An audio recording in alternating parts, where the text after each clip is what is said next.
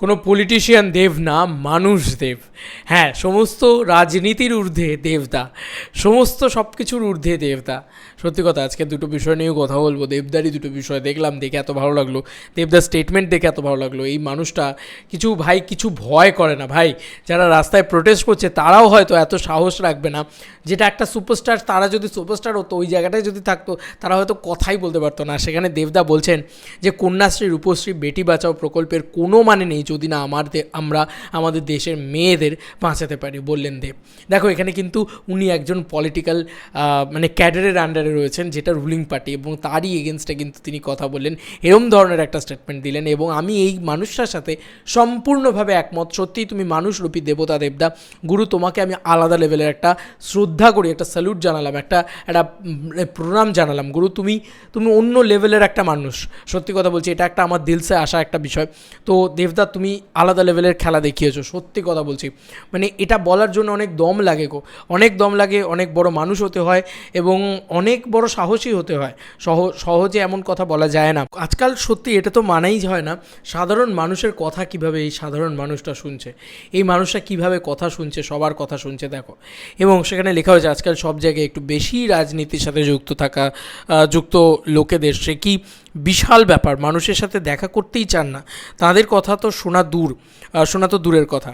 সেখানে দেবদার মতো একজন তারকা সাংসদ কিন্তু আবার বলছি, মানুষের সাথে সরাসরি কথা বলে তাদের প্রবলেম শুনছেন। দারুণ উদ্যোগ দেবদা, সত্যি। মানে he is the biggest box office king, তার তো একটা রিজন আছে। সত্যি তো, যেখানে আজকে বেটি বাঁচাও হোক বা আজকে মানে ইচ অ্যান্ড এভরি প্রতিটা জিনিস, এই যে প্রকল্প তখনই ইম্পর্টেন্ট যখন প্রতিটা মেয়ে সুরক্ষিত। মেয়েরা সুরক্ষিতই নয়, সেখানে আর প্রকল্প দিয়ে কী হবে? তো এই কথাটা কিন্তু সাধারণ প্রত্যেকটা মানুষের মনে এসছে।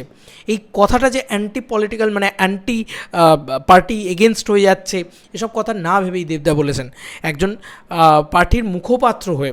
মানে উনি কিন্তু একজন মানে বিশাল একটা ফিগার বেঙ্গলে। তো এটাই হয়তো দেবদা চিরকাল, দেবদা কোনো দিন অসৎ উপায়ে কোনো জিনিসপত্রকে করেনি এবং কখনও অসৎ ব্যক্তিদের সাথ দেয়নি দেবদা সবসময় সৎ মানুষের সাথ দিয়েছে এবং সততার পাশে এসে দাঁড়িয়েছে, সেটাই দেবদা করেছেন। এবং এখানে কিন্তু শুধু রাজ্য নয়, রাজ্য কেন্দ্র সবাইকে বলা হয়েছে, এবং শুধু বলা হয়েছে বলে পোক করে আমি বিশাল রাজা হয়ে গেছি এমনটা নয়। বক্তব্যটা হচ্ছে আসলেই কাজটা করা হোক, ক্যাপিটাল পানিশমেন্ট দেওয়া হোক। এই আরজি করের ঘটনাটা আমাদের এটাই শিখিয়ে দিয়ে গেল যে এ ধরনের দুর্ঘটনা যেন কালকে যেন আর না হয় দেশের ভিতরে। তার জন্যে কিন্তু সমস্ত প্রশাসন, প্রত্যেকটা মানুষকে সেই রেসপন্সিবিলিটিটা নিতে হবে, একটু দায়িত্বপরায়ণ হতে হবে।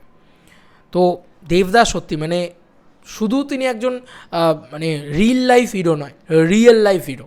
আমি মানুষটাকে রিয়েল লাইফ হিরো বলবো। তো আমার ভীষণ ভালো লাগলো এই পুরো বিষয়টা দেখে। উনি একজন পলিটিক্যাল হয়ে সেখানেও দাঁড়িয়ে উনি এই কথাগুলো বলছেন, এবং আজকে উনি প্রতিটা মানুষেরও তো কথা শুনছেন, সেটাও সবথেকে বড় কথা, এবং সেখানকার উন্নতি করছেন, সেটা সবথেকে বড় কথা।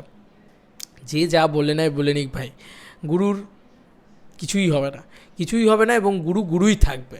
সে ভগবান, দেবতুল্য মানুষ। সত্যি দেবদা, তোমাকে একটা প্রণাম। কারণ এরকম মানুষই তো আজকে পাওয়া যায় না, পলিটিশিয়ান, তারপর আবার এরকম মানুষ, তারপর আবার সুপারস্টার। সে কাউকে ভয় পাচ্ছে না। দেবকে কি বললো যে দেবকে টাকা দিয়ে কেনা যাবে না, দেবকে তুমি একটা জিনিস দিয়ে কিনতে পারো, সেটা ভালোবাসা দিয়ে কিনতে পারো দেবকে।